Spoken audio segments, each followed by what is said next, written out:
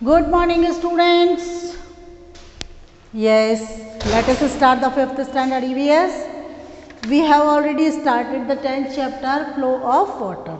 Part first we have completed, and let us start the part second. Okay, open your books, page number 95.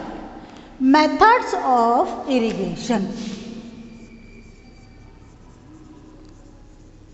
Methods of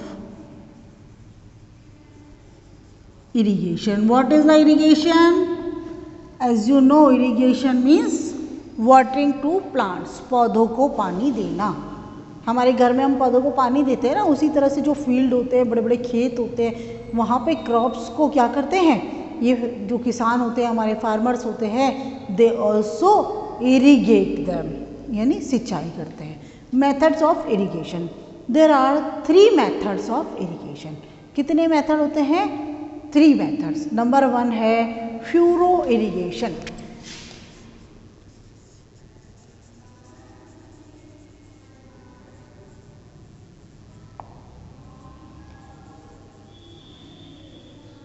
furrow irrigation. Furrow irrigation में क्या आ जाएगा आपका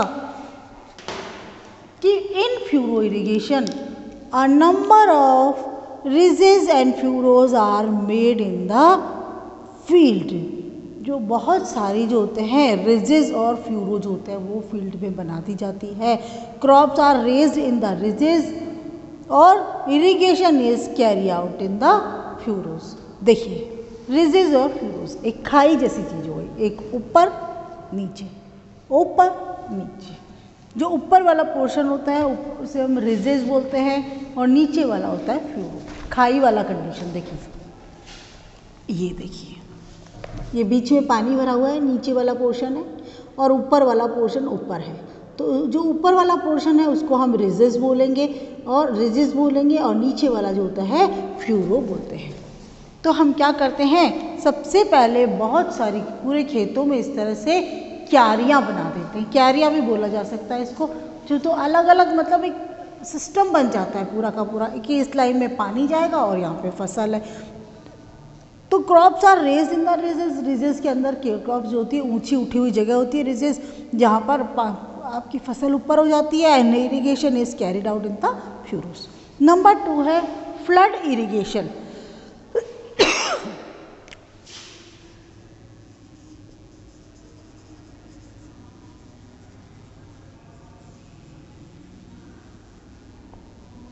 number 2 कौन सा हो गया आपका? Flood irrigation. फ्लड इरीगेशन में क्या हो गया? During flood irrigation. Flood irrigation के दौरान, ये दिख रहा है आप फ्लड इरीगेशन का डायग्राम देखिए आप, 2nd नंबर का डायग्राम है बीच वाला. Water from a canal is allowed to flow into the field from a high level. बहुत ऊंचे लेवल से एक कैनाल के द्वारा ड्यूरिंग फ्लड इरीगेशन के दौरान वाटर फ्रॉम ए कैनाल, एक कैनाल के द्वारा is allowed to flow into the field from a high level. बहुत हाई लेवल से पानी को खेतों में जाने दिया जाता है. पानी छोड़ देते हैं ये कहाँ से? Water from a canal. Canal के द्वारा पानी छोड़ दिया जाता है जो बहुत ऊंचाई से छोड़ा जाता है और ये इसमें फील्ड में आता है. This water slowly spread over the field depending upon the slope of the land. और ये पानी धीरे धीरे सारे के सारे खेत के अंदर फैल जाता है. Spreads over the field depending upon the slope of the land. और ये डिपेंड करता है कि लैंड का स्लोप कितना है, उसका ढलान कितना है. देखिए, जितना ज़्यादा ढलान होगा उतनी जल्दी पानी आएगा, जितना कम ढलान होगा धीरे धीरे आएगा. This method is used only in place where a lot of water is available. लेकिन ये फ्लड का मतलब होता है एक्स्ट्रा पानी आ जाता है. तो ये मेथड कभी इस्तेमाल होता है जिस समय पे हमारे पास में बहुत ज़्यादा पानी होता है अवेलेबल, उस वक्त में फ्लड इरीगेशन होता है. 3rd नंबर आता है स्प्रिंकलर इरीगेशन.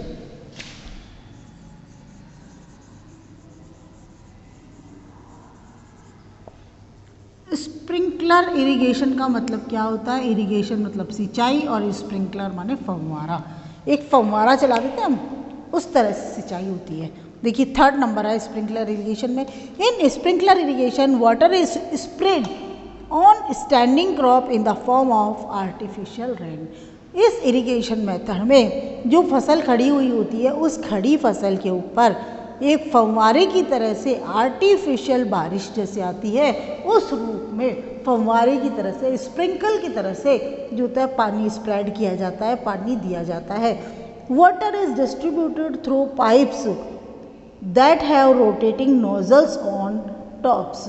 वाटर जो होता है पाइप के द्वारा डिस्ट्रीब्यूटेड होता है, पूरे खेत में पाइप डिस्ट्रीब्यूट होते हैं। उसके अंदर क्या होता है, उनके ऊपर that have rotating nozzles on the top, उनके टॉप के ऊपर देखिए ये जैसे हो गया, यहाँ पे ये टॉप है, टॉप के ऊपर रोटेटिंग नोजल्स लगी होती है। वो नोजल क्या होती है, मूव करती है गोल गोल और चारों तरफ इसके अंदर पानी देती रहती है, जिसको हम कहते हैं स्प्रिंकलर्स।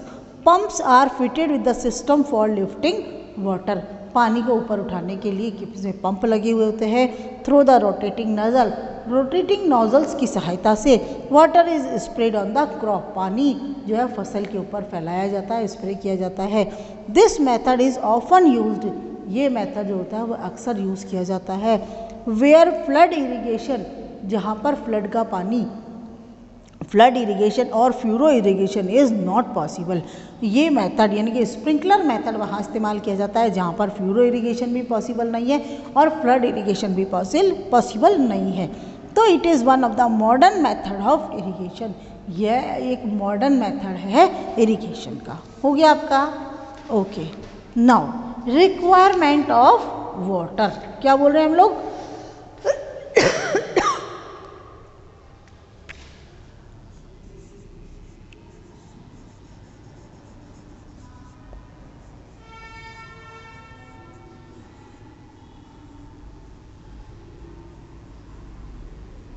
रिक्वायरमेंट ऑफ वाटर, पानी की क्यों ज़रूरत है। The requirement of water for every crop is different. Her crop के लिए पानी की ज़रूरत अलग अलग होती है, मतलब किसी को ज़्यादा पानी चाहिए, किसी को कम पानी चाहिए। Some crops need more water, कुछ फसलें ऐसी होती है जिन्हें ज़्यादा पानी चाहिए। एंड सम नीड्स लेस, कुछ ऐसी होती है जिनको कम पानी चाहिए। Crops like rice, sugar cane, soybean and wheat require a lot of water.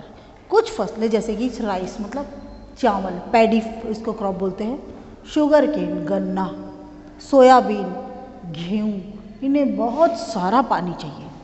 The field in which rice crop is growing, वो खेत जिसमें चावल की फसल बोई जाती है, उगाई जाती है, is completely filled with water, वो पानी से पूरी तरह से भरा हुआ होता है।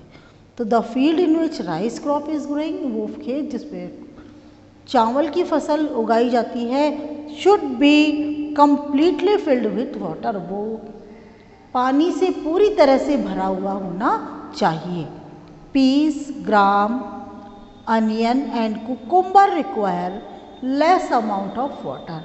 पीस मटर, ग्राम चना, अनियन प्याज और कुकुम्बर माने खीरा, इन सबको कम पानी चाहिए। The farmers must have a good knowledge about the water required by the crop. जो किसान होते हैं उनको फसल की पानी की जो रिक्वायरमेंट होती है, किस फसल को कितना पानी चाहिए, उसका पूरा नॉलेज होता है। They by the crops they are growing, farmers को मालूम होता है कि जो फसल वो बो रहे हैं, जो वो उगा रहे हैं, जो फसल उन्होंने अपने खेत में जिसके बीज डाले हैं, कि वो फसल के अंदर उनको कितना पानी चाहिए वो अच्छी तरह से जानते हैं। In this way water can be used properly, और इसी तरह से वाटर का पानी का इस्तेमाल प्रॉपर तरीके से किया जा सकता है। When the farmer provides more water to the crop, जब फार्मर पानी फसल को अधिक पानी देता है, दैट रिक्वायर्स लेस वाटर और provide less water to the crop that requires more water. जब एक किसान क्या करता है, जिस फसल को कम पानी चाहिए उसको ज़्यादा पानी दे देता है, और जिसको ज़्यादा पानी चाहिए उसको कम पानी देता है, his oblique her crop will not grow properly, तो ऐसी कंडीशन में उसकी फसल प्रॉपर तरीके से नहीं ग्रो कर पाएगी। This would lead to low crop produce and high loss to them. और इसके कारण क्या होगा, लो क्रॉप प्रोड्यूस, जो पैदावार होगी वो कम होगी और बहुत ज़्यादा उसको लॉस होगा किसान को। और farmers are now using modern method of irrigation. अभी हमारे फार्मर क्या है, अभी मॉडर्न मेथड जो है इरिगेशन के उनका इस्तेमाल कर रहे हैं to check the wastage of water and increase fruit production, पानी के वेस्टेज को रोकने के लिए और अपने फूड के प्रोडक्शन को बढ़ाने के लिए। देखिए, और farmers are now using modern method of irrigation.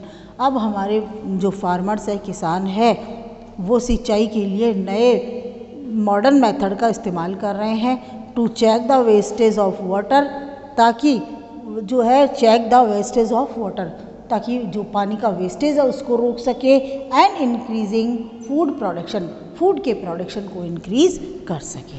Okay, now we have completed the chapter. तो इसके अंदर आता है आपका फर्स्ट क्वेश्चन है study the given picture, identify it. तो डी पे मार्क करिए फ्यूरो इरिगेशन। क्या बोलेंगे आप, furrow irrigation. We have completed the chapter. Now in the next we will start the question answer. Thank you.